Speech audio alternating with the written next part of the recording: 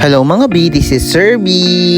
Andito nga pala ako sa Mindoro ngayon at nagbabakasyon. Dahil 4 AM na ako nakarating sa bahay namin, late na ako nagising. And pag gising ko, pumunta agad ako sa kapitbahay namin at nakakita ko ng saging. Binigay nga pala to sa akin at sabi niya ay tibain ko na raw. So tiniba ko naman. After ko nga pala makuha yung prutas, ang ginawa ko ay puputulin ko naman yung puno ng saging. Grabe, ang hirap putulin kasi ang purol ng gulok namin. Pero deadma kasi nag-i-enjoy naman ako sa buhay probinsya. Ako pa ba itong magrereklamo ay bigay na nga lang tong bunga ng saging. So ang ginawa ko, pinutol ko rin talaga kasi yun yung bili ng may-ari. Sige lang ako ng sige dyan. Kasi nga ang goal ko ay maputol ko talaga yung puno ng saging na yan. Grabe, tumatakbo talaga yung buhay ko sa pagputol ng saging. Then after ko magputol ng puno ng saging, meron nga pala nag-order ng pansit canton. So lulutuin ko siya. Pwede nga pala magpaluto sa amin kasi nga meron akong maliit na sari-sari store. Dahil busy si mother, dahil nasa loob siya, ako na lang yung magluluto. Ang order pala sa akin ay chili mansi at saka spicy na pansit canton. Habang nakasalang yung pansit canton ay natuwa naman ako dito sa tanim ng aking ama na kamatis, ang lalaki ng bunga. At eto na, kumukulo na yung pansit canton, malapit na siyang ihalo. So pagkatapos maluto, ang ginawa ko naman dito ay drainin ko lang din sa gilid.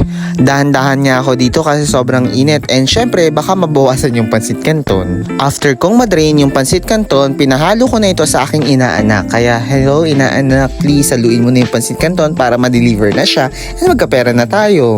And dahil na-deliver na, ang ganda-ganda naman talaga ng aking apo. Hello Tresquilla! Ay, nag-i-enjoy siya sa mga at gamot-gamutan na yan. Dito nga sa amin, ang ginagawa namin pala ay nagtitinda rin kami ng tusok-tusok at ng burger. So ang gagawin ko ngayon ay magluluto ako ng burger kasi may nag-order na 3. Bale, yung business na nga palang ito ay sa aking kapatid at dun sa aking inaanak sa kasal. Marami silang binibenta dito: fishball, kikiam, squid ball, cheese stick, fries, burger, cheeseburger, egg sandwich, hotdog sandwich, and cheesy hotdog sandwich. Meron din nga pala silang bago ngayon. Ito yung siomai. Syempre, nagtitinda rin sila ng palamig. So, yung gulaman. So, malakas din at mabenta talaga. Hoy, wag niyo akong i-judge. Naglinis talaga ako ng kamay dyan bago ko lutuin yan. So, 3 pati nga pala yung piprito ko kasi nga 3 yung nag-order. So, ito ay nanggaling pa sa Andres Ilagan. So, medyo malayo-layo yun sa amin. Kaya maraming salamat po sa pag-order ninyo. During the pandemic and umuwi ako sa amin, ginawa ko na rin pala ito. Dati, nagbebenta talaga ako ng burger. So, meron din akong cheese dog, mani, barbecue at marami pang iba. At ito na, nilagay ko na yung patty and hirap na hirap pa ako maglagay dyan ng dressing.